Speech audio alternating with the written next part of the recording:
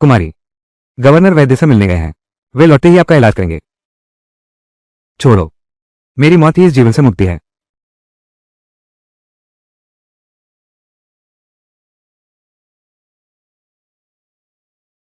सच है, तीसरी औरत का अंत अच्छा नहीं होता। मैं राजकुमार की विधिवत विवाहित पत्नी हूं। तुम बिना विवाह के संबंध बनाकर गर्भवती हुई। शर्म तो तुम्हें आनी चाहिए। असली बेटी और नाजायज बेटी, पुरानी रूढ़िवादी बुराइयां। प्यार के मामले में जिससे प्यार नहीं होता वही तीसरा होता है। तुम लोग बाहर जाओ। मेरी बिटिया इस हालत में है। ये बीमारी नहीं है, ये जहर है। मैंने राजकुमार के साथ मिलकर तुम्हें धीमा जहर दिया है। क्या? अगर तुम नहीं मरोगे तो जिंदगी मुख्य पत्नी नहीं बन पाएगी और महारानी का खिताब नहीं पा सकेगी। निंगजियो, तो तुमने मुझसे शादी करने की जिद क्यों की? वो इसलिए क्योंकि तुम मुझे अपनी जान बचाने वाली समझती थी और जबरदस्ती मुझसे शादी करना चाहती थी।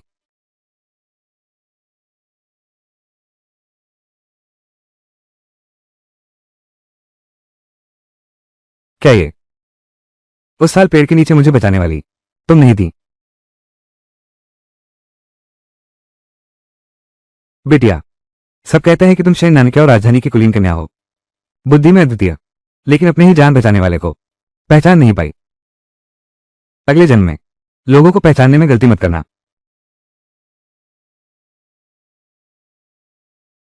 सच कहो तो मैं एक ऐसी दुनिया से आई हूं, प्रगतिशील और खुले विचारों वाली जगह।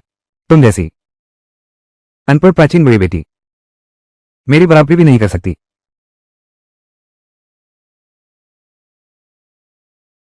तुमने क्या कहा? बेटी, कोई है? इस तलाकशुदा औरत को ले जाओ, चटाई में लपेटकर कब्रिस्तान में फेंक दो। घर के अंदर मत मरना, वास्तु दोष हो जाएगा। तुम्हारी हिम्मत कैसे हुई? गवर्नर वापस आएंगे तो तुम्हें नहीं छोड़ेंगे। निंगसू तो बस एक पूर्वी कारखाने का खोजी है। तुम सच में उसे अपना सहारा समझते हो? उसकी उपलब्धियां स्वामी को चुनौती देती हैं। नया सम्राट बहुत पहले से आपको मारने की सोच रहा था। यह सब आपकी वजह से संभव हुआ। उसे शहर के बाहर आपके लिए वैद्य ढूंढने भेजा था। निंग जेड्यू, तुमने अपने ही चाचा को धोखा दिया।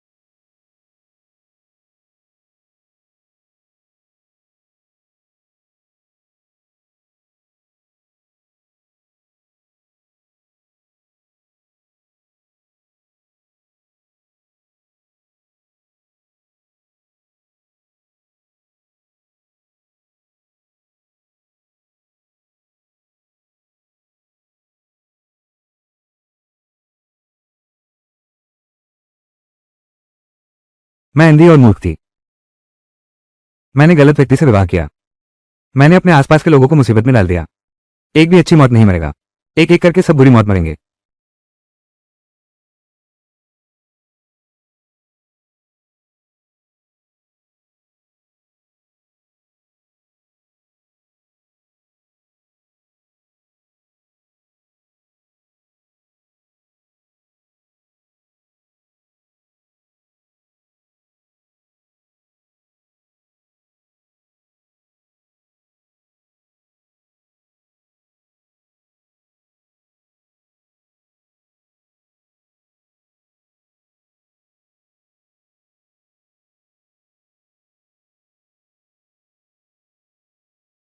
जो मैं देर से आया।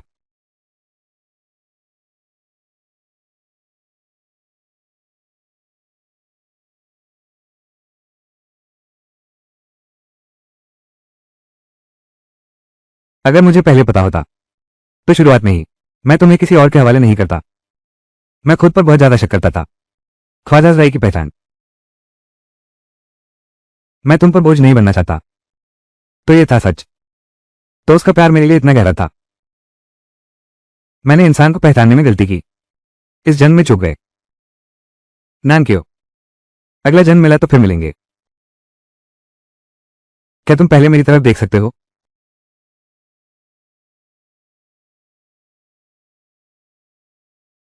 अगर अगला जन्म हो, मैं कभी नहीं भूलूंगा।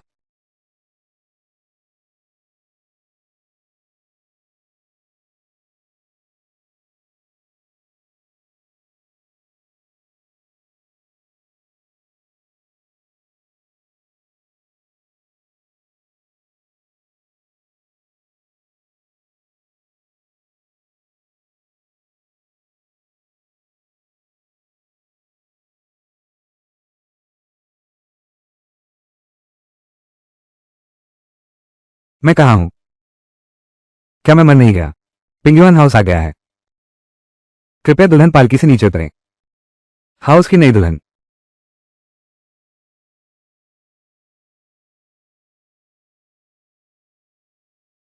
क्या सच में? मैं फिर से जी उठी हूं, अपनी शादी के दिन। शेन परिवार की बेटी, जल्दी नीचे आओ।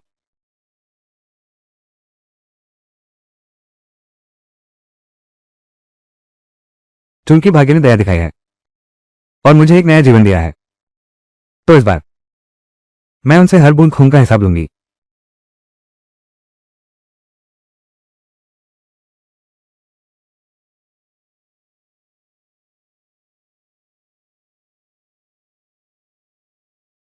देवता और धरती को प्रणाम।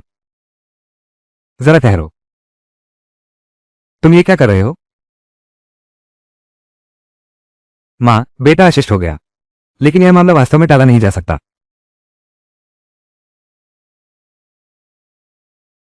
जिंगी मेरी संतान को धारण कर रही है। उसके गर्भ में बच्चा है। वो पिंगुआन हाउस की एकमात्र वंशज है। वो पहला पोता है। मैं उसे बराबर पत्नी बनाना चाहता हूं। आज राजकुमारी के साथ महल आए हैं। राजकुमारी के साथ महल आए हैं। मार्किस पत्नी, आपका प्यारा पोता होने वाला है। आज तो वाकई 3 खुशियां एक साथ आई हैं। राजकुमार, बधाई हो। रानी, बधाई हो। आखिरकार तुम आ ही गए।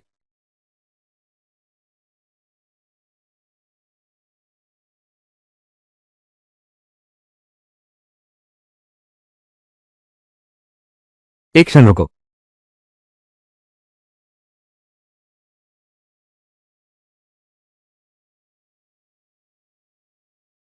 मैंने कब स्वीकार किया? मैं और शेन जिंगई एक साथ प्रवेश करेंगे। राजकुमार निंग, तुम और मेरी सौतेली बहन, बिना विवाह के संबंध से गर्भवती होना। मैंने अभी तक पूछताछ भी नहीं की। तुम लोगों की हिम्मत कैसे हुई मेरे विवाह समारोह में ऐसी अशोभनीय बातें कहने की, दूसरी पत्नी रखने की मांग करने की?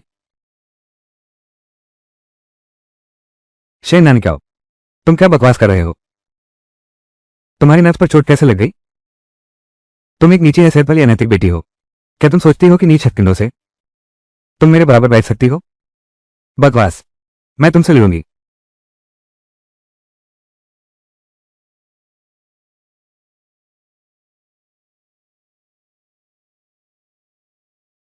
तुम।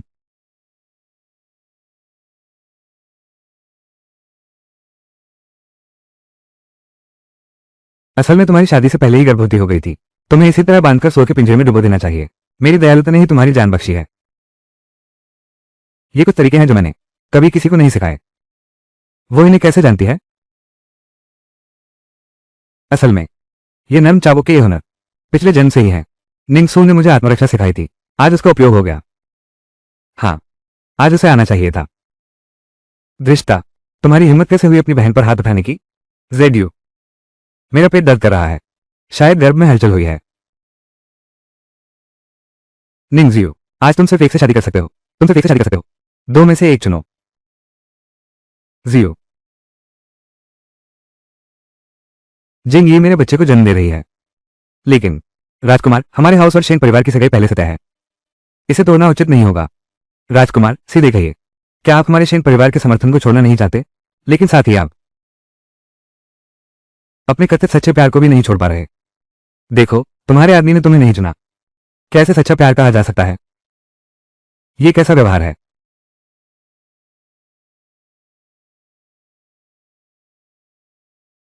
नान क्या हो? तुम इसे इतनी दूर क्यों ले गए? मैं तुम्हें वादा करता हूं, भविष्य में जिंग ये के आने के बाद वो हमेशा तुमसे एक पायदान नीचे रहेगी।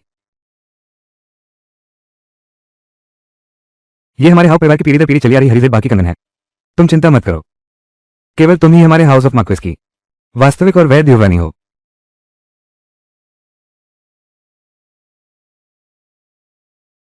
महोदय चाहती है कि मैं मामला शांत कर दूं। अब जो दुल्हन की पालकी मार्क्वेस के घर आ चुकी है, तुम निंग परिवार की बहू बन गई हो। अगर आज तुम इस दरवाजे से बाहर कदम रखती हो तो इसका मतलब होगा दूसरी शादी करने वाली तलाकशुदा औरत हूं। किसने कहा मैं जा रही हूं? बीबी सही कहती है, अब मैं निंग परिवार की बहू हूं। नान क्या हो, मैं जानती हूं तुम्हें सीमाओं का पता है, पर मैं जरूरी नहीं था कि तुम निंगजियो से शादी करती। तो फिर उसकी शादी किससे होगी? पूरा हाउस ऑफ मार्क्वेस, आज के सभी कुंवारे पुरुषों में केवल मैं ही हूं। तुम और किससे शादी कर सकती हो? मैं चाहती हूं उससे शादी करना।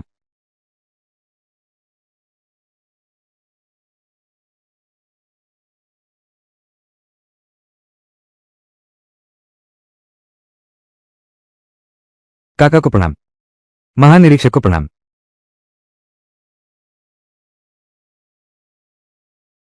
राजकुमार ने 9000 वर्षीय को काका कहा।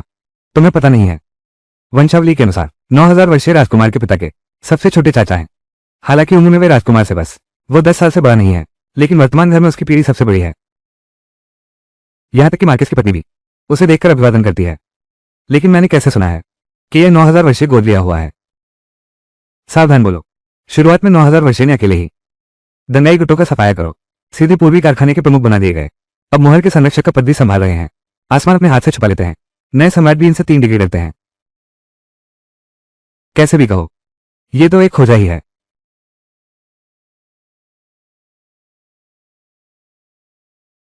अब तुम भी हो।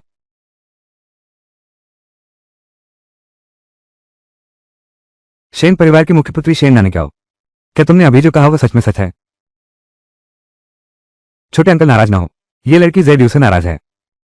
बिना सोचे समझे बोल रही है। शेन नाने क्या हो, जल्दी से परदादा से माफी मांगो। कहीं ऐसा ना हो कि जेड यू पर गुस्सा निकाल दे। तुम्हारी कई जाने भी इसकी भरपाई नहीं कर सकती।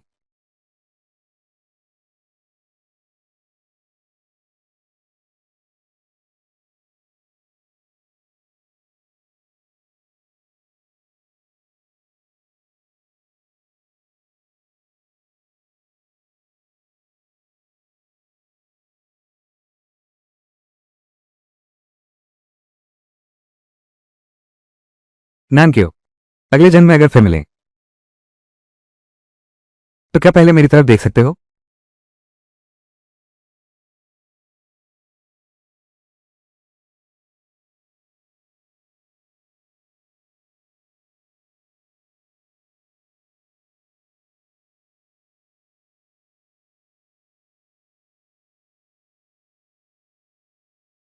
मैं शरारत नहीं कर रही हूं, मैं तो बस उसी से शादी करूंगी।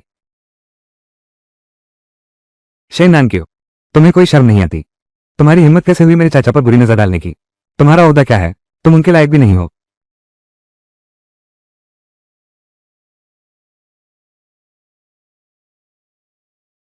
क्या तुम सच में मुझसे शादी करना चाहती हो?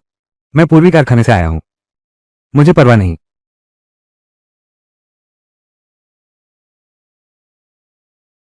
आज की शादी की दावत हालांकि पूरी तरह बर्बाद हो गई है, लेकिन अगर तुम समझौता करने को तैयार हो तो भविष्य में राजकुमार दरबार में अधिकारी बनेंगे। तुम उनकी पत्नी बनोगी, कम से कम एक सम्मानित महिला तो कहलाओगी। अगर तुम मुझसे शादी करोगी तो तुम्हें कुछ भी नहीं मिलेगा। मैं इन खोखले सम्मानों की परवाह भी नहीं करती। मेरी शादी तुमसे कोई मजबूरी नहीं है।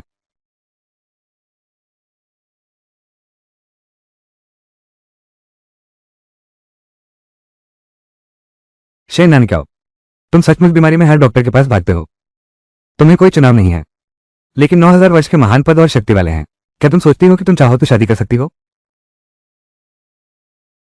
मेरे मामले दूसरों को टिप्पणी करने का अधिकार नहीं है।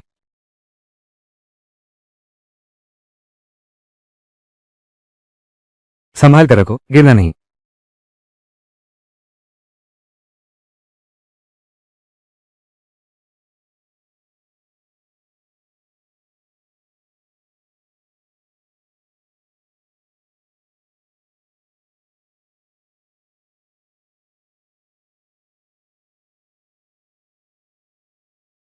रुकिए महारानी, क्या आपके पास कोई और आदेश है? स्वदूत, क्या आपके पास कोई और आदेश है? आखिरकार आज शेन और निंग परिवारों का विवाह है। राजमहल ने इसके लिए कुछ उपहार भी भेजे हैं।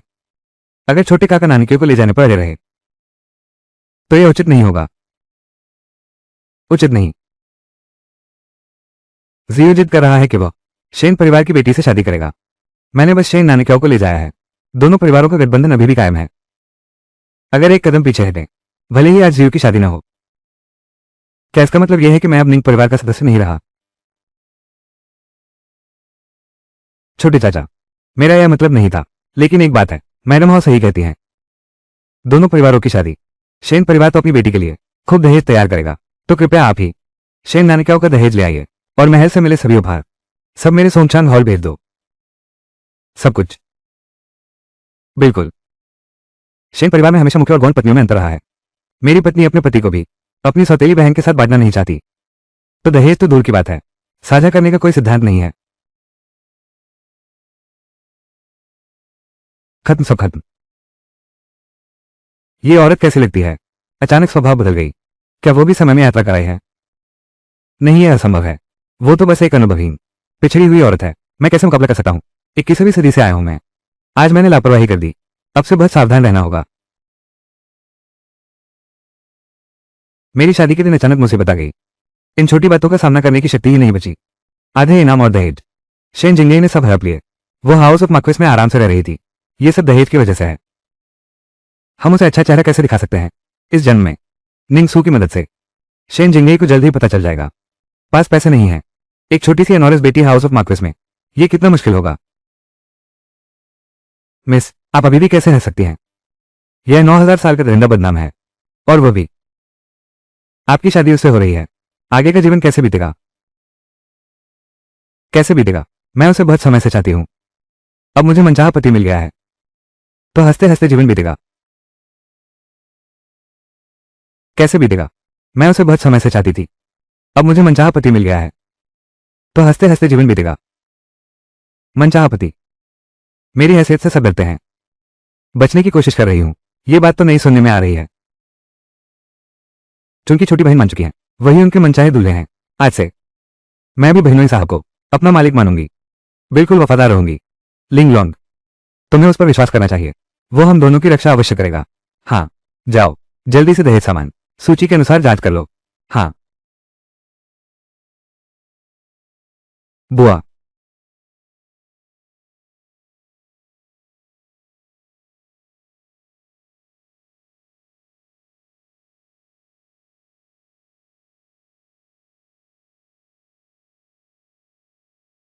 इतनी जल्दी लौटाई?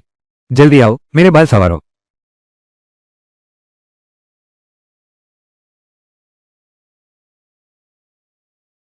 एक पल में हमारी दहेज की बिस्तरों को सुगंधित करो, घर जैसा ही सजा दो।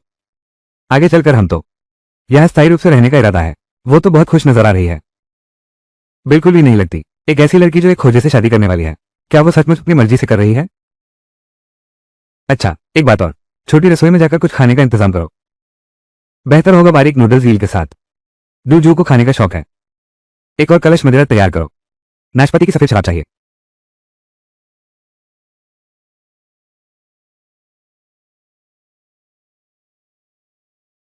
मिस शेन, आप मुझे इतनी अच्छी तरह जानती हैं। आप तो महल के अंदर रहती हैं। इन वर्षों में आपका मेरे साथ कोई संपर्क नहीं रहा, फिर आपको कैसे पता चला मेरी पसंद और नापसंद के बारे में? मैं अपनी खुद की बनाई हुई तकनीक भी इस्तेमाल करूंगा। तुम मेरी जांच कर रहे हो? यह बात आखिर तुम्हें पता कैसे चली? सच सच बता दो, बोलो। यह निंगसू बहुत शक्की है। अगर मैं सीधे कहूं कि मैं दोबारा जन्मा हूं, तो यह बिल्कुल बेतुका लगेगा। शायद वो तुम्हें पूर्वी कार्यालय में पकड़कर यातना दे देगा। फिर भी हमें धीरे धीरे योजना बनानी चाहिए, जल्दबाजी नहीं करनी चाहिए। सच सच बताओ, मैं तुम्हें दोष नहीं दूंगा। पहले राजदरबार के भोज में मैंने एक बार महानिरीक्षक को देखा था। श्रीमती सिंह, आपकी याददाश्त बहुत तेज है। एक बार मिली थी और आपने मेरी सारी पसंद नापसंद याद रख ली। हाँ, उसी समय मैं गवर्नर के प्रति आकर्षित हो गई थी, इसलिए आपकी पसंद मेरे दिल में बस गई, आकर्षित हो गई। तुम बहाने बनाने में माहिर हो, पर वो ईल नूडल्स मैं केवल महल में ही खाता हूं। तुम्हें ये कैसे पता चला? इस जन्म में तो नहीं देखा, पर पिछले जन्म में कितनी बार देखा होगा। कैसे भूल सकता हूं? अच्छा, तुम नहीं बताओगे। मैं तुम्हें एक और मौका देता हूं। आखिरकार तुम शेन परिवार की असली बेटी हो। मेरे अलावा तुम्हारे पास कोई बेहतर विकल्प है? अगर जाना चाहती हो, मैं तुरंत तलाकनामा लिख दूंगा। ये शादी रद्द हो गई। इतने सारे लोगों ने देख लिया। ये कैसे मान्य नहीं हो सकता?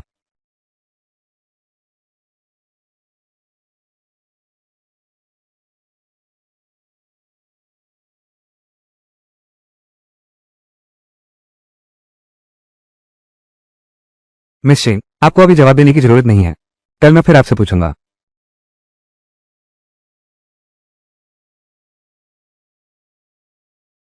निंगसू, सच बताओ, क्या तुम डरती हो कि मैं तुम्हें अयोग्य समझूंगा? क्या तुम डरती हो कि मैं तुम्हें अयोग्य समझूंगा? बर्बाद हो गया। मर्द सुन नहीं सकते, दूसरे उन्हें अयोग्य कहें, चाहे वो खोजा ही क्यों ना हो। मुझे डर है मैंने उसके दर्दनाक रहस्य को छेड़ दिया। वो सीधे मुझे नहीं ले जाएगा, टुकड़े टुकड़े करने के लिए। क्या वो?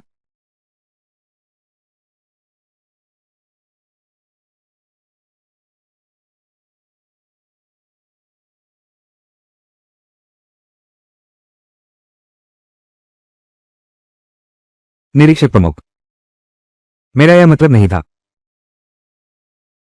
महानिरीक्षक, रानी साहिबा ने मुझे शुभ शैया भेंट करने भेजा है। यहां रख दो। रानी जी, ये शुभ शैया कैसे शयन कक्ष में रखूं या अध्ययन कक्ष में? अचानक अध्ययन कक्ष की बात क्यों कर रहे हो? अगर वहां रखी गई तो कल हमारे अलग कमरों में सोने की अफवाह पूरे हाउस ऑफ हॉ में फैल जाएगी। यान, मैं तो अपनी शादी की रात से ही निंगजीव और अनदेखी की गई थी। उसके बाद मेरी सास ने हर कदम पर मुझे परेशान किया। यहां तक कि नौकर भी मुझ पर अपना गुस्सा निकालते थे। स्वाभाविक रूप से शयन कक्ष में रखा जाता है। क्या मार्किस की पत्नी ये चाहती है कि हम नवविवाहित जोड़े अलग सोएं? इस दासी की इतनी हिम्मत नहीं। हाँ हाँ, दासी ने अनावश्यक बोल दिया। जल्दी से नीचे रखो। मम्मी, क्या आप नहीं जानती रात के पल सोने से बढ़कर हैं? अब भी यहाँ क्यों समय बर्बाद कर रही हो? हाँ,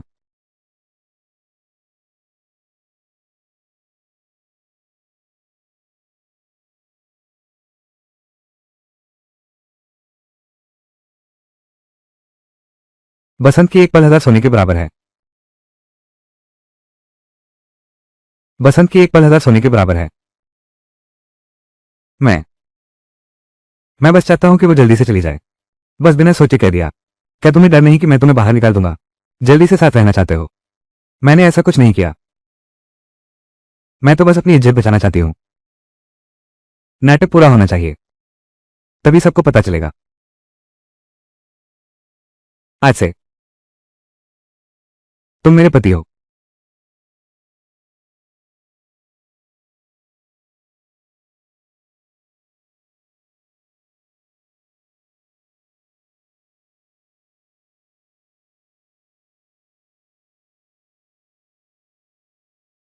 क्या तुमने नहीं कहा था कि नाटक पूरा होना चाहिए?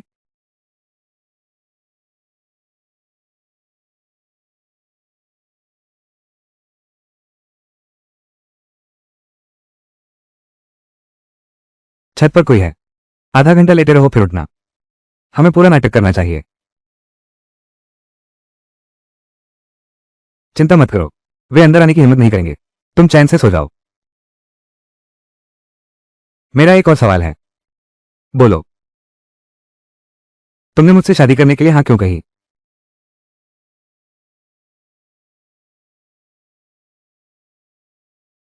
अगली बार कोई तुम्हें परेशान करे तो तुम जवाब देना।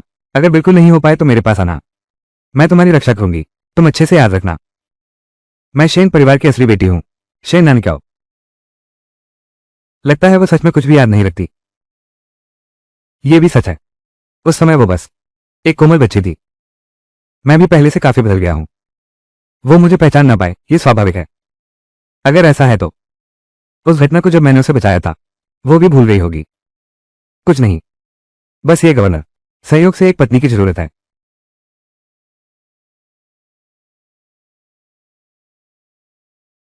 जल्दी सो जाओ, हमारे पास आगे पूरा समय है। हाँ, आगे पूरा समय है।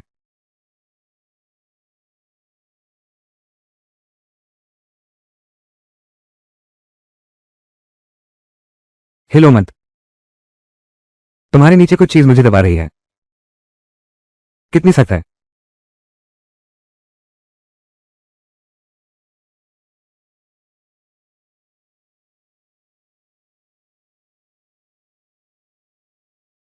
तुम, कुछ खास नहीं, बस आदत है।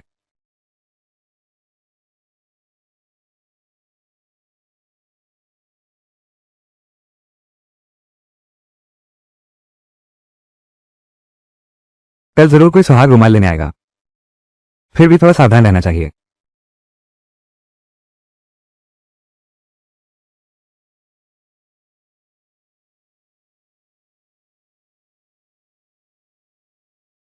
तुम फिर क्या कर रहे हो? तुम फिर क्या कर रहे हो?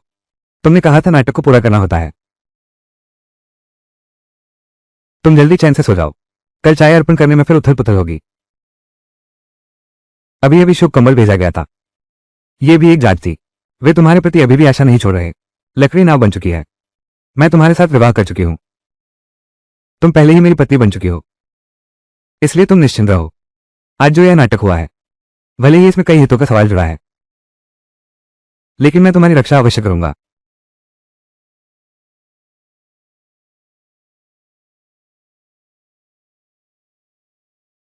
पालना झूलना तुमने किससे सीखा? अरे बाप रे, सो जाओ।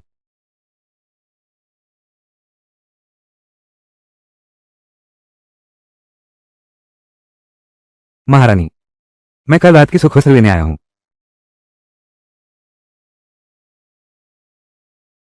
अच्छा हुआ नींद सोने कल रात पहले से ही तैयारी कर ली थी। यही तो है पूर्वी कारखाने का प्रमुख निरीक्षक। अगर आपको कोई काम नहीं है तो आगे मार्ग दिखाइए, मुझे अभी चाय देकर परिचय करना है। हाँ,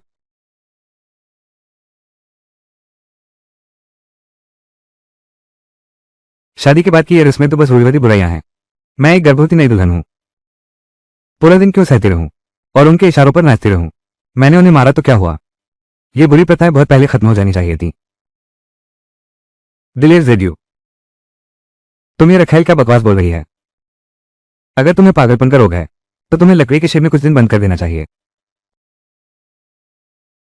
तो तुम लोग उसके पास जाकर शोर क्यों नहीं मचाते? सिर्फ इसलिए कि उसकी शादी एक खोजे से हुई है?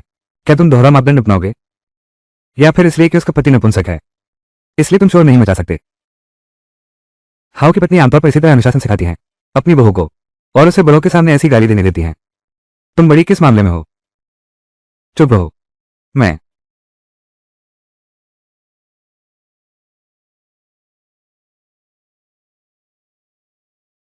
तुमने मुझे मारा। बड़े छोटे को सबक सिखाते हैं, क्यों नहीं? तुम्हें तो मुझे चाय देकर प्रणाम करना है। मैं तुम्हें चाय देकर प्रणाम करूं? मैं तो राजकुमार की प्रिय पत्नी हूं, मेरे पेट में है राजवंश का इकलौता वारिस। मैं तुम्हें चाय देकर प्रणाम क्यों करूं? जेडियो, उसने मुझे इतना डरा दिया कि मेरा पेट दर्द करने लगा। शेन नानी क्या? एक गर्भवती महिला को परेशान करने में तुम्हारी क्या बुराई है? शुरुआत में राजकुमार की पत्नी बनने का मौका तुमने खुद ठुकराया था, अब पछताने से कुछ नहीं मिलेगा। मुझे तुम्हारी छोटी सी राजकुमारी की पत्नी की क्या जरूरत है? पारिवारिक स्तर के हिसाब से तुम्हें मुझे दादी चाची कहकर बुलाना चाहिए। पूरे हाउस ऑफ मार्क्वेस का हिसाब लगाओ, मेरी पीढ़ी सबसे बड़ी है। तुम सबको मुझे चाय देकर प्रणाम करना होगा। शेन नानी क्या? तुम्हारी हिम्मत कैसे हुई मुझे मूर्ख बनाने की? आज मैं तुम्हें सबक सिखाऊंगा।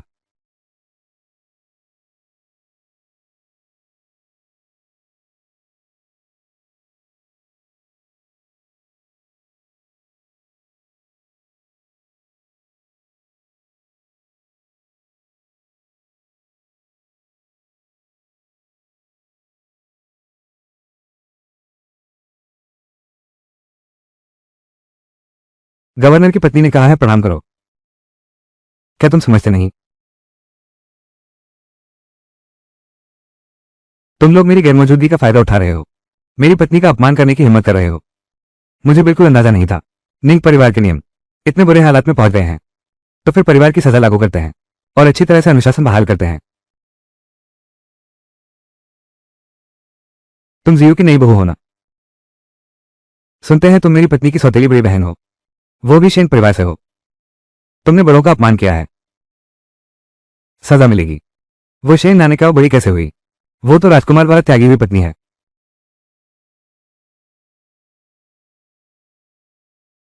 मेरी पत्नी की तरह मैं उदार नहीं हूं।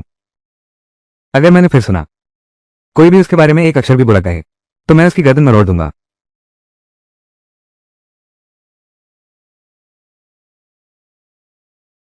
कृपया दादाजी दया करें।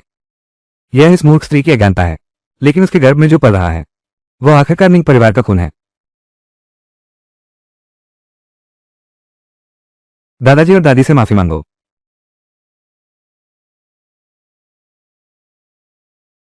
मेरे लिए पत्नी ढूंढना आसान नहीं है। जो कोई भी मेरी पत्नी का अपमान करेगा उसका हश्र भी इसी के जैसा होगा। शेन नान क्या हो?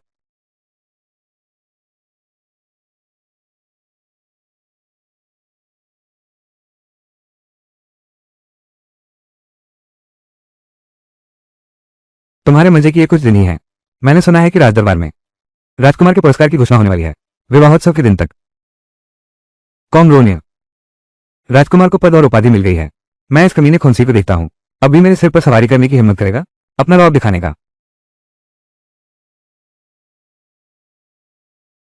आज मुझे पहले दरबार में सेवा के लिए जाना है, कुछ काम निपटाने हैं। दुल्हन की विदाई का भोज तुम्हें पहले कदम बढ़ाना होगा। बस मायके जा रही हूं, यह कोई खतरनाक जगह तो नहीं है, मैं संभाल लूंगी। ये सब तुम्हारे लिए है, उपहार कभी अतिरिक्त नहीं होते।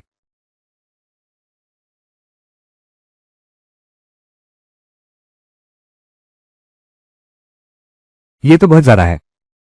मैं तुम्हारा साथ तो दूंगा ही, तुम प्रमुख अधिकारी की पत्नी हो, तुम इसकी हकदार हो। आज घर लौटने पर होंग भी वहां मिलेंगे। आखिर ये तुम्हारी विदाई का दिन है, कृपया गुस्सा न करें। शेन होंग, यह मेरा छोटा भाई है। पिछले जन्म में शेन जिंदगी के बहकावे में आ गया था, एक वेश्या से शादी करना चाहता था और इसी कारण एक सरकारी अधिकारी का अपमान कर बैठा, जिससे उसकी दोनों टांगें तुड़वारी गई। ये बच्चा दिल से बुरा नहीं है। इस बार मुझे कोई तरीका ढूंढना है ताकि वो सही रास्ते पर चल सके।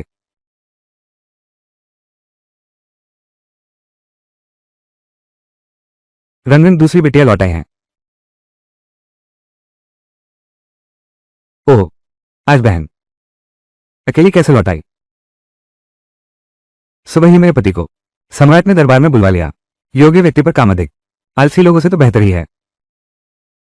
कोई पुरुष साथ नहीं है, बस कोई पुरुष साथ नहीं है। इतने बहाने बना रही हो, तुम लोगों का तो बस दिखावे की शादी है। क्या हुआ? दीदी जख्म मरते ही दर्द भूल गई, शायद फिर सबके सामने सबक सीखना चाहती हैं। वापस आ गई, बस वापस आ गई। पहले अंदर जाओ।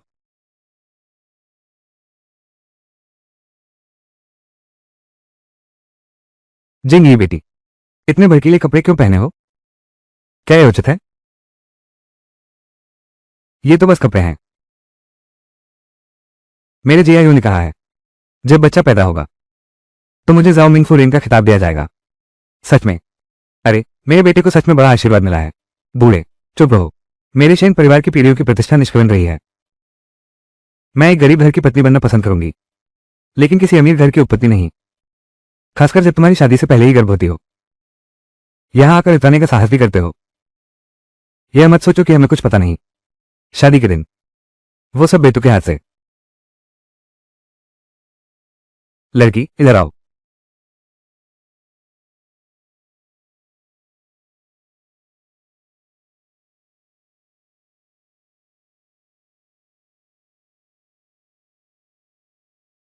आंटी जो, तुम लोगों ने रीति रिवाजों की परवाह न करते हुए जियाओ की सगाई छीन ली। आज मैं उसके लिए न्याय करूंगा, उसका हक दिलाऊंगा। तुम लोग अभी भी घुटने क्यों नहीं टेक रहे? दादी माँ, क्या आप बुढ़ापे में भ्रमित हो गई हैं? मेरी शादी तो राजकुमार से हुई है, किसी खोजे से नहीं। और सुनो, मेरे पेट में पिंगुआन हाउस का एकमात्र वारिस है। भविष्य में राजकुमारी बनेगी और फिर मैडम ऑफ क्रिएशन कहलाएगी। बूढ़ी चीज। तुम अभी मुझे नीची जाति की बेटी समझते हो। ज्यादा दिन नहीं बीतेंगे, तुम सब एक एक करके, तुम सब मेरे इस छोटी बेटी के अधीन जीवन बिताओगे। तू ये दुराचारी संतान। दादी माँ, माँ, कोई आओ, जल्दी कोई आओ। बुजुर्ग माताजी को विश्राम के लिए ले जाओ। शेन जिंगई, तुमने दादी की पुरानी बीमारी फिर से भड़का दी। आज मैं उनकी तरफ से तुम्हें सबक सिखाऊंगा।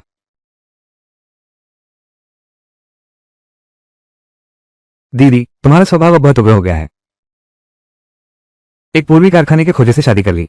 तुम्हारा हर काम करने का तरीका भी पूर्वी कारखाने जितना क्रूर हो गया है। शेन होंग, क्या तुम सच में उसे सामने देखते रहोगे, दादी को गुस्से से मरते हुए? शेन परिवार में ऐसा कब से नियम है? शेन नानक्याओ, तुम शेन परिवार में नियमों की बात करने लायक भी हो? तुम्हें शर्म नहीं आती? तुमने एक खोजे हुए अधिकारी से शादी कर ली। तुम्हारा क्या अधिकार है शेन परिवार की मुख्य बेटी बनने का? मेरी तुम जैसी शर्मनाक बहन नहीं है। पिताजी, क्या आप भी ऐसा ही सोचते हैं? जो यह मामला दरअसल तुमने ही गलत किया है। शादी के दिन ही दूसरी शादी करने जा रही है। सचमुच शेन परिवार को शर्मिंदा कर रहा है। मैंने शेन परिवार को शर्मिंदा किया। शेन जिंगई की शादी से पहले ही गर्भवती हो गई। आखिर किसने शेन परिवार को और शर्मिंदा किया? पिताजी, बड़ी दीदी तो बस एक रखेल है। अगर तुम यकीन करते हो, वो सिर्फ अभी के लिए रखेल है। मुझे जल्द ही राजकुमार की पत्नी घोषित किया जाएगा और फिर जाओ मिंग की उपाधि दी जाएगी। मेरे ZU के बारे में सम्राट की कृपा प्राप्त है। दरबार में नौकरी तय है। ससुर जी, आप निश्चिंत रहें। जब मुझे दरबार में पद मिल जाएगा तो मैं शेन परिवार की देखभाल अवश्य करूंगा। कुछ लोगों की तरह नहीं जिन्होंने एक खोजा से शादी की और सिर्फ घर में दिखावा करते हैं। पिताजी, छोटी बहन ने खुद ही एक नपुंसक से शादी कर ली। मेरा मानना है कि हमें परिवार की सजा देनी चाहिए। पूर्वजों से क्षमा मांगो। बड़ी दीदी सही कहती हैं। पिताजी, आज ही इस अवसर का लाभ उठाएं और दूसरी दीदी को सबक सिखाएं ताकि शेन परिवार की प्रतिष्ठा बनी रहे।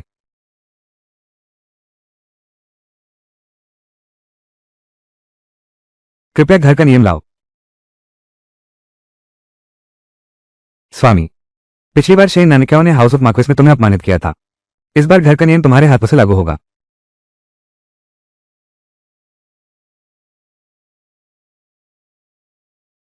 निंगजियो, क्या तुम्हारी हिम्मत अपनी दादी पर हाथ उठाने की है? आज मेरे दादा यहां मौजूद नहीं है। मेरे सामने बड़े होने का अभिनय मत करो। आज मैं तुम्हें अच्छी तरह से तमीज सिखाऊंगा।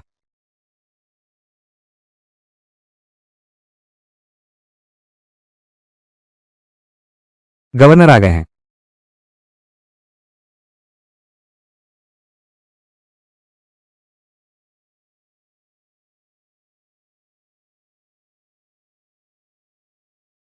तुम किसे सबक सिखाना चाहते हो?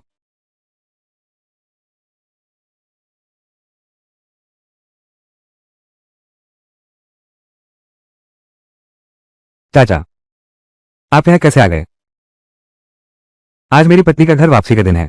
घर वापसी का दिन? क्या मैं नहीं आ सकता? अभी मैं महल में गया था, अपनी पत्नी के लिए कुछ इनाम लेकर आया हूं।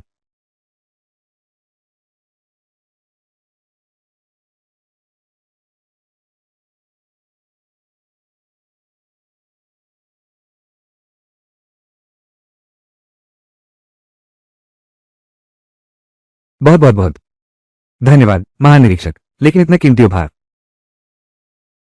मेरी बेटी क्यों क्यों शायद इसके लायक नहीं है।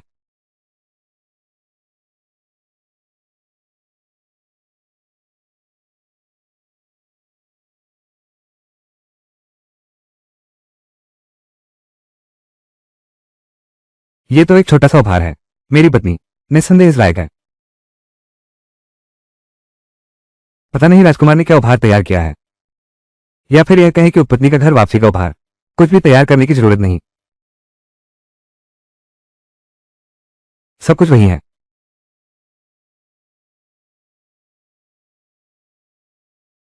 मैंने सोचा था राजकुमार अपनी प्रिय उपपत्नी से कितना प्यार करते हैं। लगता है कि बस इतना ही है। तुम लोगों की नजर बहुत छोटी है। ये तो बस कुछ पैसे हैं। हमारे ZU को और बेहतर इनाम मिलेगा। जिंगई, क्या तुम थोड़ा संयम नहीं रख सकती? पिछले 2 दिन क्या तुमने पर्याप्त उपद्रव नहीं किया? मैंने जो कहा वो सब सच है। तुम लोग बस इंतजार करो, जल्द ही महल से लोग आने वाले हैं ZU को पुरस्कार देने के लिए, और फिर उस समय हमारे ZU को पदोन्नति मिलेगी। वो ऊंचाइयों पर पहुंच जाएगा। तुम लोग बस ईर्ष्या करते रह जाओगे। ठीक है, तो आज मैं यहीं बैठा रहूंगा, अच्छी खबर का इंतजार करूंगा।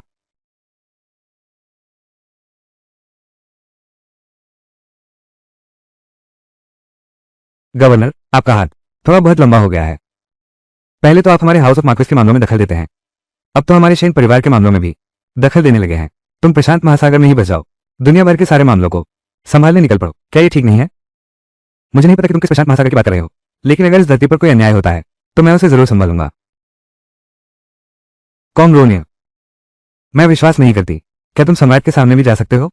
जरा देर में शाही फरमान आते ही मैं तुम्हारी शिकायत कर दूंगी। शाही फरमान आ गया है।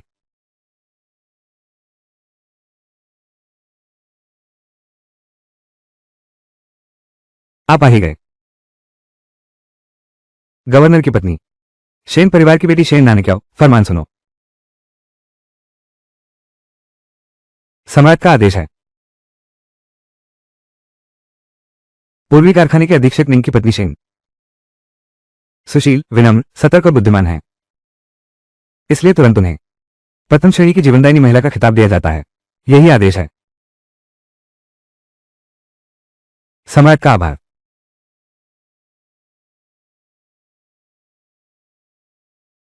यह असंभव है। यह इनाम मेरा है। मुझे शाही फरमान दो। तुम वापस आओ।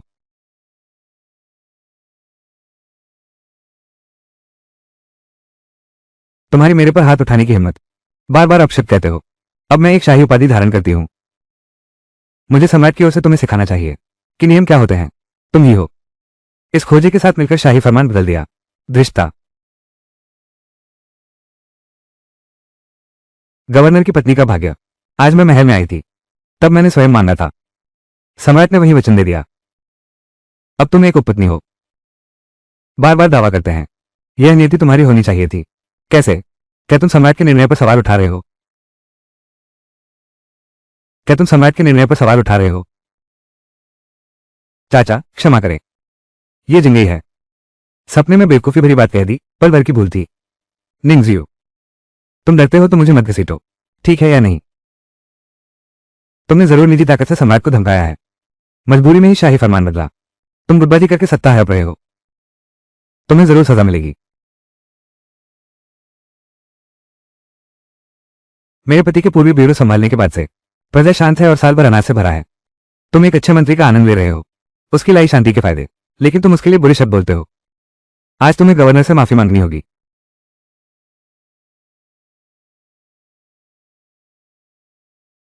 वो मेरी रक्षा कर रही है। नहीं, ये सब मैंने जैसा सोचा था वैसा क्यों नहीं है। यह अलग है। नियम के अनुसार निंग सू जैसे खोजा को बहुत पहले ही सजा मिल जानी चाहिए थी। ये कैसे हो सकता है? जिंगी, तुम खड़े खड़े क्या देख रही हो? जल्दी से माफी मांगो। आज तो मैं माफी नहीं मांगूंगी। मैं यकीन नहीं करती। क्या दूध मुझे मार सकता है? अब मैं जीवन निर्मात्री महारानी हूं। तुम्हें सबक सिखाऊंगी। तुम सिर्फ एक छोटी सी उपपत्नी हो। यह आसान है। दूध को हाथ तक नहीं लगाना पड़ेगा। जल्दी से घुटने टेक कर माफी मांगो।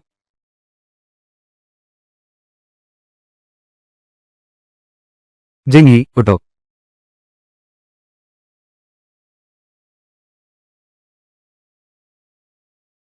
जिंगी, जिंगी, जाग जाओ। मेरी बहन के पेट में बच्चा है। कोई है, जल्दी अस्पताल ले चलो।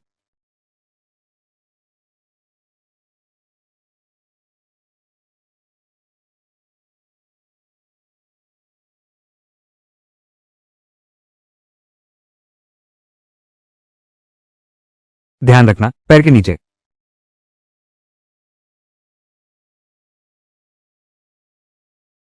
यह मेरे घर का बगीचा है। ये कैसे हो गया?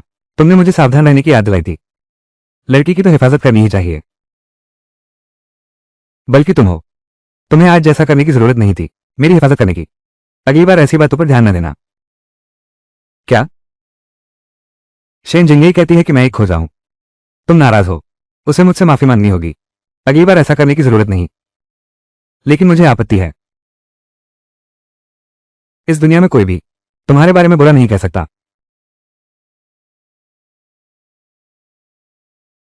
तुम हमें हुक्म चलाने लायक भी हो। मैं तुम्हें बता दूं, तुम सिर्फ बूढ़े औलाद द्वारा बाहर से उठा लाए गए एक बेसहारा बच्चे हो। हॉलार्ड ने कहा था, मैं बाहर बिछड़ा हुआ खून हूं, हॉ परिवार का असली वारिस हूं। बाहर बिछड़ा हुआ, वो सिर्फ एक बहाना था। मैं तुमसे कहता हूं, तुम जैसे बिना जड़ के, बिना पृष्ठभूमि वाले लोग मार्कोस के महल में आकर बस एक ऐसे इंसान बन जाते हैं जिसे हर कोई कुचल सकता है। मार्कोस का वारिस। मैं तुम्हें मार्कोस का वारिस बनने दूंगा। दुष्ट दास, रुक जा। मैं जाने दूंगी।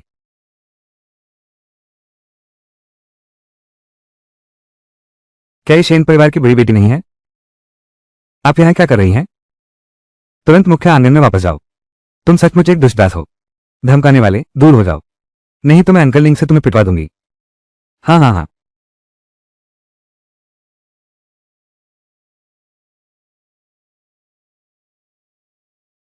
मेरे पास चीड़ के बीज वाली मिठाई है, खा लो, फिर जख्म में दर्द नहीं होगा।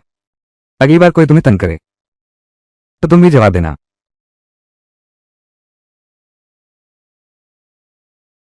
भैया, तुम बहुत सुंदर हो, तुम मेरे दोस्त बन जाओ।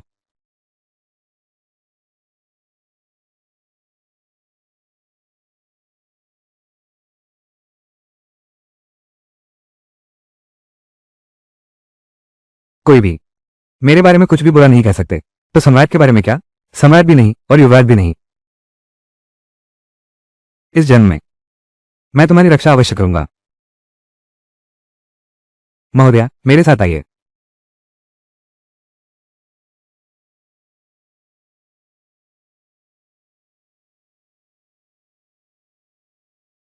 यह क्या है?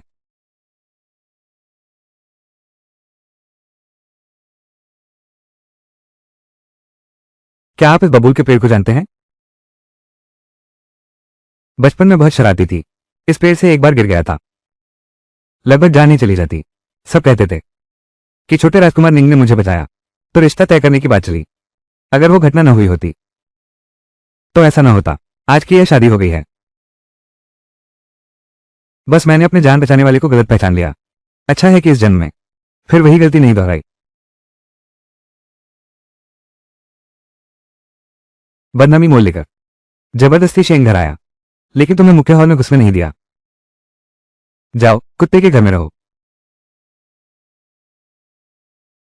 क्या उससे मिलने का मौका मिलेगा?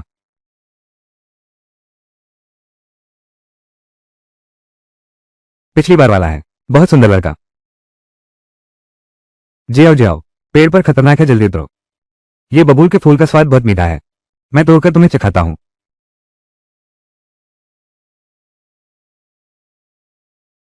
जी आओ।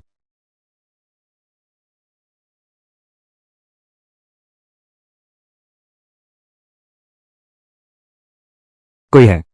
एक छोटी बहन बेहोश हो गई है। क्या तुमने उस समय निंगजीव से बचाए जाने के कारण उससे शादी करने का वादा किया था?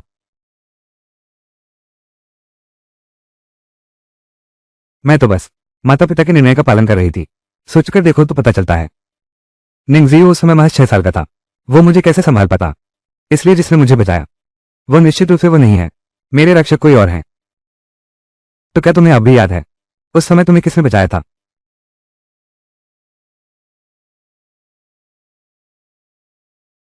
आखिरकार उस समय बहुत छोटा था, इसके अलावा कुछ डर भी लग गया था। अब तो बिल्कुल याद नहीं है। यहां तक कि पेड़ पर क्यों चढ़ा था वो भी पता नहीं है। शायद लालची था, शायद कुछ बबूल के फूल तोड़कर खाना चाहता था।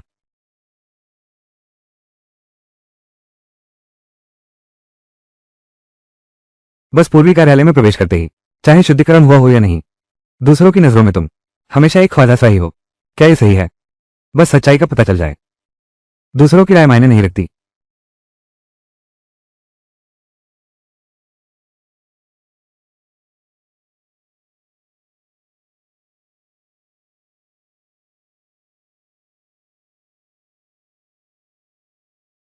ये किसका है? कैन फूलों की खुशबू, कितनी मधुर और सुगंधित खुशबू है।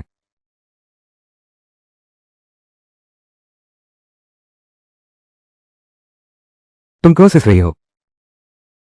क्या कोई परेशानी है? कुछ नहीं, बस पुराने लोग और पुरानी बातें याद आ गई। आज शेन जिंगे ने सबके सामने अपनी शर्मिंदगी झेली। वो जरूर बदला लेने की सोचेगी। मुझे सतर्क रहना होगा। निंगसू को परेशान मत करो।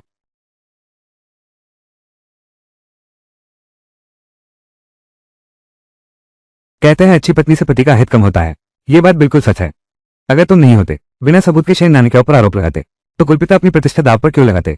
हमारे अवैध संबंधों की कलंकित खबर उजागर करते। भोजन और प्रेम मनुष्य की स्वाभाविक प्रवृत्ति है। यह तो इंसानी फितरत है। हम तो बस दिल की बात कर रहे थे। गलती हमारी नहीं है, गलती उनकी है जिन्होंने ये गोपनीय बात सबके सामने उजागर कर दी। तुम्हारी निंगसू से सीधे बात करने की हिम्मत नहीं, इसलिए एक औरत के सामने अपना गुस्सा निकाल रहे हो। यही कहते हैं नकायरता। तुम्हें अब भी अपनी गलती का एहसास नहीं है। अपने कमरे में जाकर अच्छे से सोचो, मेरी अनुमति के बिना कमरे से एक कदम भी बाहर मत निकलना।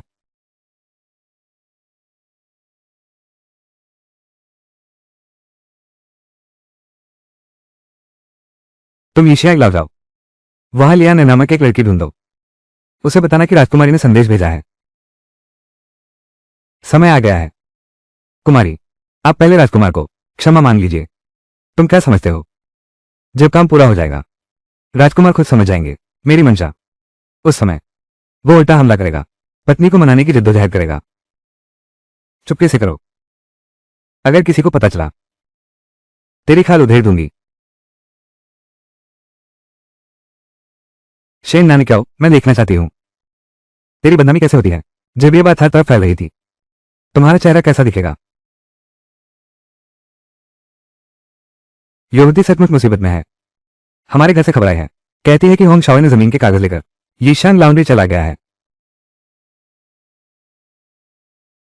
गाड़ी तैयार करो, यीशान लॉन्ड्री चलते हैं। हाँ, पिछले जन्म में मेरे भाई ने मां के छोड़े हुए पैतृक घर के कागजात का इस्तेमाल कर एक वेश्या को चुरा लिया। ये बात हर तरफ फैल गई, जिसकी वजह से मैं निंग परिवार में भी सिर उठाकर नहीं चल पाई। मेरे छोटे भाई को तो पिताजी ने अधमरा कर दिया था, तब से वो अपंग हो गया है। मेरा ये भाई असल में बुरा नहीं है, बस शेन जिंगई के सच्चे प्यार के जाल में फंस गया। इस बार भले ही मैं न बदल पाऊं, उसकी किस्मत मां की यादगार भी बचानी है। लियान, जल्दी दरवाजा खोलो। लियान, ये शेन परिवार के पैतृक घर का कागज है। मैं तुम्हें लेने आया हूं लियान। लियान, लियान, दरवाजा खोलो। लियर, श्री शेन, दस्तक देना बंद करो, बस करो। अभी लियर बहन उपलब्ध नहीं है। लियर, मैं शेन होंग कसम खाता हूं, तुम्हारे अलावा किसी से शादी नहीं करूंगा। मैं जरूर भव्य बारात भेजूंगा, तुम्हें अपने घर की बहू बनाकर लाऊंगा। लियर, दरवाजा खोलो। लियर, लियर, श्री शेन, चुप रहो। शेन होंग, शादी जैसे महत्वपूर्ण मामले में मजाक नहीं करना चाहिए। यह जमीन का कागज मां ने हमारे लिए छोड़ा था। तुम शेन परिवार के सबसे बड़े बेटे हो, एक वेश्या के लिए पैतृक घर तक बेच डाला। क्या तुमने कभी परिवार के बारे में सोचा? चूंकि तुम परिवार हो, तुम्हें बड़ी बहन की तरह मेरा समर्थन करना चाहिए। शेन जिंगई, फिर तुमने उससे क्या बकवास सुनी? दीदी ने कहा है मेरा और लियान का प्यार सच्चा है। दीदी ने कहा है मेरा और लियान का प्यार सच्चा है। जाति और परिवार, अंधी शादियां अब पुरानी हो गई हैं। एक बार जो दिल से चुन लिया, एक बार जब हमने एक दूसरे को चुन लिया, तो दुनिया की बातों से नहीं डरना चाहिए, न ही समाज की रुकावटों से। यह कैसा सच्चा प्यार है? मेरे देखने में यह बेहय है। शेन परिवार की इज्जत की परवाह किए बिना यहां शर्मिंदा मत हो। मेरे साथ घर चलो और सजा पाओ। चलो। तुम सत्ता से चिपके रहते हो, उस नीले आकाश से शादी करो। मुझे सिखाने का तुम्हारा क्या अधिकार है? तुम मुझे नीचा दिखाते हो। शेन परिवार की प्रतिष्ठा तुमने मिट्टी में मिला दी। तुम मेरे सगे भाई हो। क्या तुम भी मेरे बारे में ऐसा ही सोचते हो? दीदी, क्या तुम जानती हो बाहर वाले हमारे बारे में क्या कहते हैं? तुम सीधे राजकुमार से विवाह कर सकती थी, फिर क्यों जुड़ गई उस खोजी के साथ?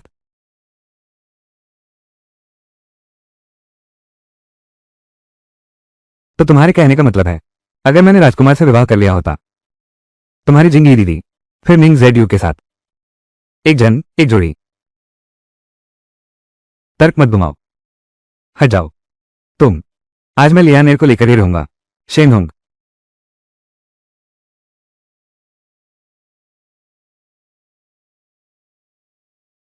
निंगसू, वो यहां कैसे आया? डोंगचान का आदमी भी विशाले आता है।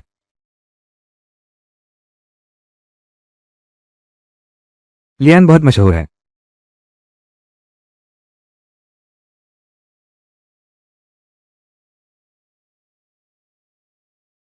निंगसू, तुम एक खो जाओ। लियान को क्यों ढूंढ रहे हो? सावधान बोलो, अशिष्ट मत बनो। कोई बात नहीं, दीदी को मुझे सबक सिखाने की फुर्सत है, तो पहले अपने पति को संभालो। गवर्नर तुम्हारे सामने भी विशाल जाता है, इससे साफ है कि वो तुम्हारी कोई परवाह नहीं करता।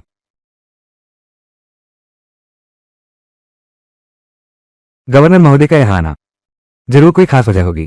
तुम्हें अभी बोलने का अधिकार नहीं है।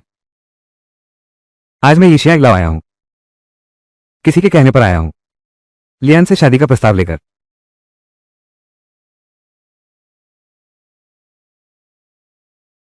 शादी का प्रस्ताव?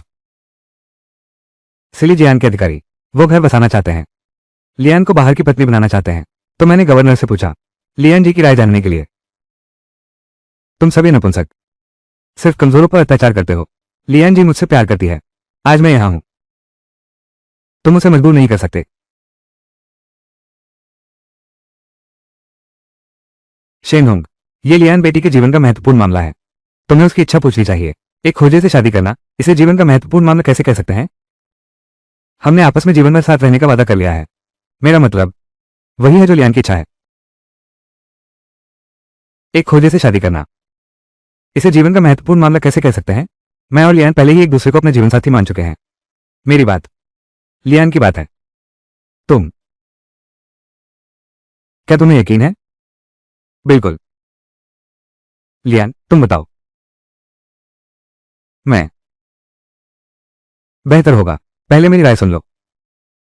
सिलीजियन 12 निरीक्षणालयों में से एक है। सुइटांग भी मेरा खास आदमी है। अगर तुम उससे शादी करोगी, अमीरी तो छोड़ो, कम से कम मैं गारंटी दे सकता हूं, इसके बाद कोई तुम्हारी बुराई नहीं करेगा। लियार बेटी की रीढ़ की हड्डी, उसके मूल की बात करते हैं। शेन युवराज, क्या तुम कर सकते हो? अगर लियार बेटी तैयार हो तो यह वाकई एक अच्छी बात है। क्या मशहूर व्यक्ति, क्या अच्छी बात। मुझे लगता है तुम दोनों साथ मिलकर काम कर रहे हो। दीदी खुद तो एक यूनुस से शादी कर ली और दूसरों को खुश नहीं देख सकती, चाहती हो दूसरी लड़कियां भी यूनुसों से ब्याही जाएं।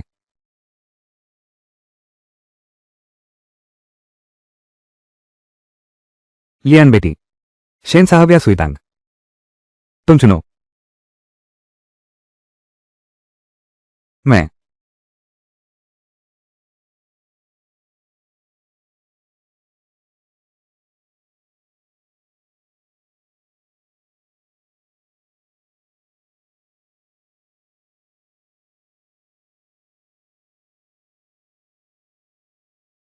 लियान डरो मत, मैं कसम खाता हूं। सम्मानित पारिवारिक पृष्ठभूमि, जमीन का कागज भी ले आई हूं। अभी तुम्हें आजाद कराती हूं। श्री शेन,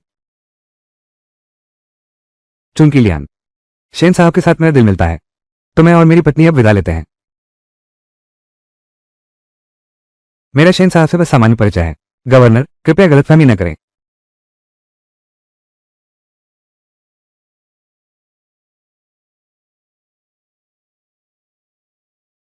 जब तक जज साहब मुझे नीचा न समझें, मैं बाहर की सहचरी बनने को तैयार हूं। लियानेर, तुम क्या कह रही हो? शेन साहब, आज से मैं सुइतान साहब की उपपत्नी हूं। अब से हमारा रिश्ता खत्म हुआ, अब और पीछा मत करो। लियानेर, लियानेर, तुम्हें उनके दबाव में नहीं आना चाहिए। मैं शेन परिवार का सबसे बड़ा वारिस हूं। 3-5 साल में सफल हो जाऊंगा, मैं तुम्हारी रक्षा करूंगा।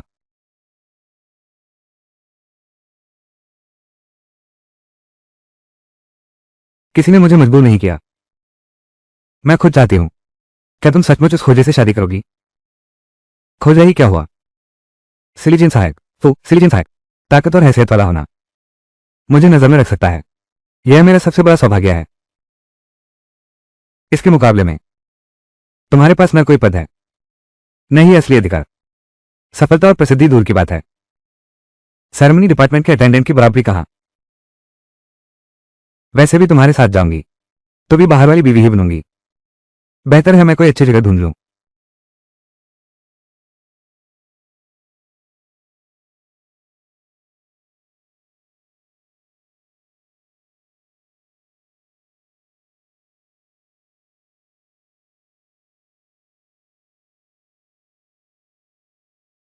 अरे तुम ये बंदा,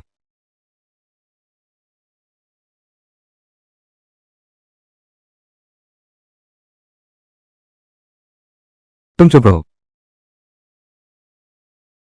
आज अगर ड्यूक साहब ना होते तो तुम्हें प्यार की सच्चाई कैसे पता चलती? ड्यूक साहब, शेन परिवार ने अपने बेटे को ठीक से नहीं सिखाया, होनर को असभ्य और अशिष्ट बनाया है। कृपया महान निरीक्षक, कृपया दया करें। पिछले जन्म में शेन होंग ने एक सरकारी अधिकारी का अपमान किया था, जिसके कारण उसके दोनों पैर तोड़ दिए गए। आज उसने बार बार दूसरों के दर्दनाक स्थानों पर प्रहार किया है। अगर मैं पहले ही हाथ न उठाता तो शायद उसकी जान यहीं खत्म हो जाती।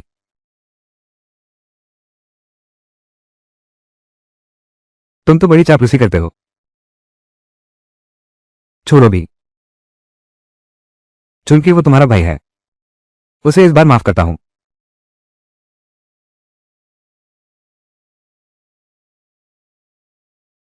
दीदी, तुम हमेशा खुद को उच्च कुल की कन्या कहती हो, मगर एक खोजा की चापलूसी करते समय इस तरह गिड़गिड़ाती हो। अगर तुम बड़े लोगों से जुड़ना चाहती हो तो हमारे शेन परिवार को इसमें मत घसीटो। तुमने उसकी मदद की और उसने तुम्हारी दयालुता को नहीं पहचाना। मैं तुमसे सिर्फ दूरी बनाना चाहती हूं। छोड़ो भी, फिर भी चलते हैं। शेन नानी क्या हो, जब से तुमने इस खोजा से शादी की है तुम घमंड दिखाने लगी हो। मां की आत्मा स्वर्ग में भी आराम से नहीं सो पाएगी। मैं दोस्तों, कहानी शुरू होती है एक ऐसी लड़की से जिसकी जिंदगी अचानक एक फैसले से बदल जाती है। परिवार के दबाव और हालात की वजह से उसे ऐसी शादी के लिए मजबूर किया जाता है जिसके पीछे कई छुपे हुए रहस्य हैं। जिस घर में वह कदम रखती है वहां ताकत, अहंकार और खतरनाक साजिशों का खेल चल रहा होता है। लेकिन किसी ने नहीं सोचा था कि यह शांत दिखने वाली लड़की ही इस पूरी कहानी की दिशा बदल देगी। अफवाहों वाला निकम्मा नौवा राजकुमार वास्तव में दुनिया का इकलौता जमीनी तलवारबाज है, लेकिन वह हमेशा शराब और महिलाओं में डूबे उन्मुख व्यक्ति का नाटक करता है। दक्षिण देश की सबसे सुंदर होने के नाते उसकी मंगेतर उसका दिन भर मौज मस्ती करना बर्दाश्त नहीं कर सकती, इसलिए उसने उसे पीटना शुरू कर दिया। नौवे राजकुमार ने भी चोटिल होने का नाटक किया, अपनी मंगेतर की पिटाई के साथ सहयोग करते हुए। लेकिन अब 4 देशों की मल्लयुद्ध प्रतियोगिता का दिन नजदीक आता जा रहा है। सम्राट योद्धाओं की तलाश में परेशान हैं। तभी उन्हें पता चला कि नौवा राजकुमार कीमिया में लिप्त है। इससे सम्राट और भी नाराज हो गए, इसलिए उन्होंने शाही अंगरक्षक के प्रमुख को भेजा उसकी कीमिया भट्टी को नष्ट करने के लिए। इस समय नौवा राजकुमार पूरी तरह से अपनी 9 बार शोधित महान पुनर्जीवन गोली के निकलने की प्रतीक्षा कर रहा था। अचानक हमलावरों ने धावा बोल दिया। हमलावर उसकी गोली बनाने की भट्टी पर नजर गड़ाए हुए था। ये तो उसकी सहन सीमा को पार कर गया।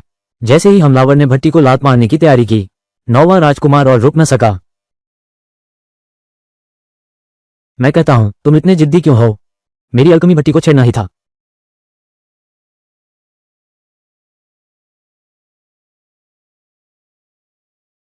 नौवे राजकुमार की उम्मीद नहीं थी इतना गहरा छुपाव। शाही रक्षक जानते थे कि वे प्रतिद्वंद्वी नहीं हैं, इसलिए एक भ्रम पैदा करने की चाल चली और महल वापस भाग गए। दक्षिणी देश के सर्वश्रेष्ठ योद्धा कहे जाने वाले शाही रक्षक जख्मी होकर चेहरा मुंह सूज गया। वो तुरंत नौवे राजकुमार के गुप्त मार्शल आर्ट कौशल की सूचना सम्राट को दी, लेकिन सम्राट बिल्कुल भी नाराज नहीं हुए, बल्कि बहुत खुश हुए, क्योंकि आखिरकार उन्हें मिल गया था 4 देशों की महान प्रतियोगिता में भाग लेने वाला व्यक्ति। नौवे राजकुमार ने अगले दिन ही प्राप्त कर लिया 4 देशों की प्रतियोगिता में भाग लेने का शाही आदेश। हालांकि वह हैरान था, लेकिन उसे आदेश स्वीकार करना ही था। दरअसल नौवे राजकुमार की मां बचपन में ही चल बसी थी और 9 राजकुमारों में से 4 पहले ही रहस्यमय तरीके से मारे जा चुके थे। उसके नाना ने अंतिम समय में बार बार समझाया था कि कभी भी अपनी प्रतिभा दिखाने की कोशिश मत करना, बल्कि अपनी कमियों को छुपाना सीखो, तभी मुझे मां की मृत्यु का कारण पता लगाने का मौका मिलेगा। तब से नौवे राजकुमार ने ऐसा रूप धारण कर लिया जो सिर्फ खाने पीने और मौज मस्ती में लगा रहता है। असल में वो चुपके से अभ्यास करके महान तलवारबाज बन चुका है और एक शराबखाना खोलने के बहाने उसने टिंग्यू लाउंज को जगत की सबसे ताकतवर संस्था बना दिया।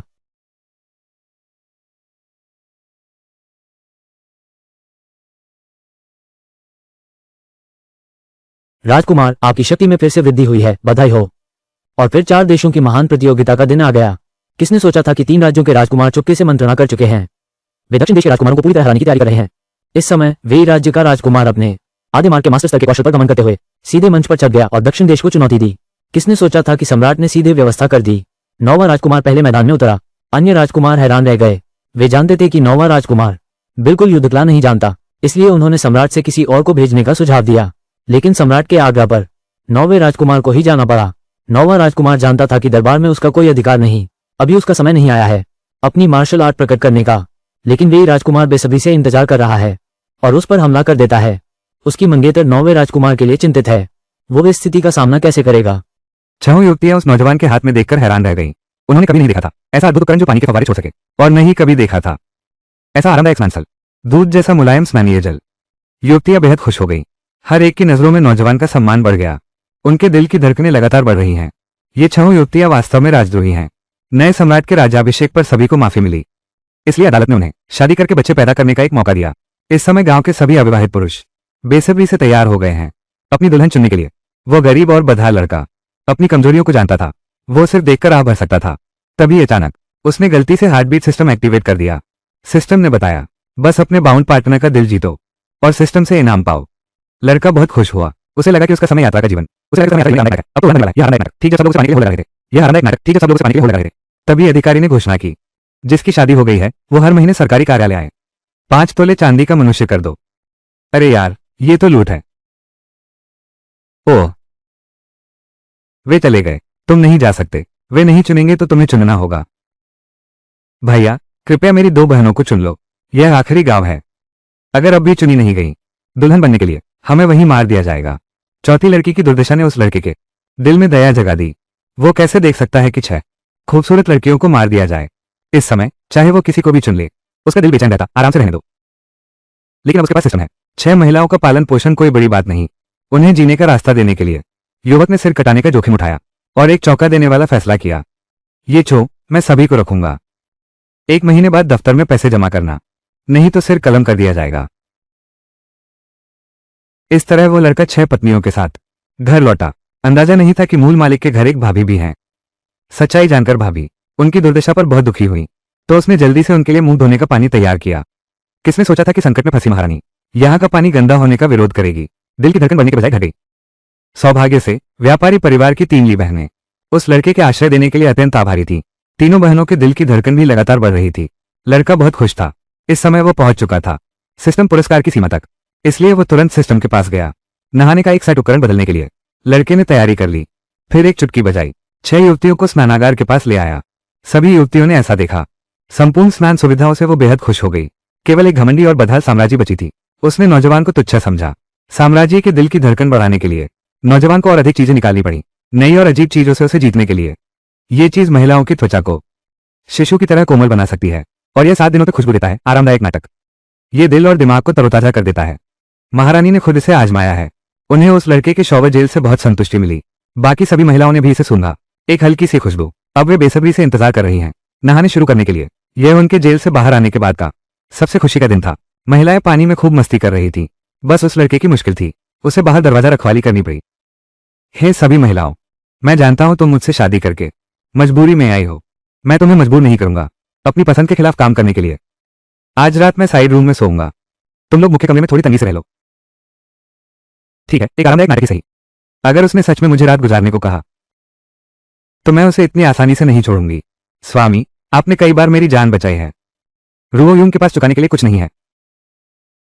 बस इस शरीर को समर्पित कर सकती हूं। हालांकि मैंने ड्रैगन टाइमिंग 18 पाउंड सीख ली है, लेकिन केवल गति और ताकत में सामान्य लोगों से थोड़ी बेहतर हूं। इस अशांत दुनिया में अपने प्रियजनों की रक्षा करना चाहती हूं। अभी और मजबूत बनना होगा। स्वामी, लड़के के अच्छे दिन अभी शुरू ही हुए हैं। सरपंच ने सोचा भी नहीं था। जल्दबाजी में एक बुरी खबर लाया। पता चला कि भाभी बाजार जाते समय काले पहाड़ गिरोह के डाकुओं ने पकड़ लिया। अभी जंगल में एक पेड़ से बंधी है। लड़के को पैसे लेकर बंधक छुड़ाने भेजो। इससे लड़का गुस्से में आ गया। बचाव अभियान की सफलता सुनिश्चित करने के लिए उसने सिस्टम से न केवल एक सेट ड्रैगन टाइमिंग 18 पाउंड तकनीक प्राप्त की, बल्कि एक घातक हथियार भी खरीदा। कहानी के अंत में जब सच सामने आता है तो हर किसी को अपने किए का परिणाम भुगतना पड़ता है। जिन लोगों ने उसे कमजोर समझा था वही उसकी हिम्मत और समझदारी के सामने झुक जाते हैं। संघर्ष, दर्द और विश्वासघात के बीच वह सिर्फ अपनी इज्जत ही नहीं बचाती बल्कि अपनी किस्मत भी खुद लिखती है। और यही इस कहानी का सबसे यादगार और दमदार पल बन जाता है।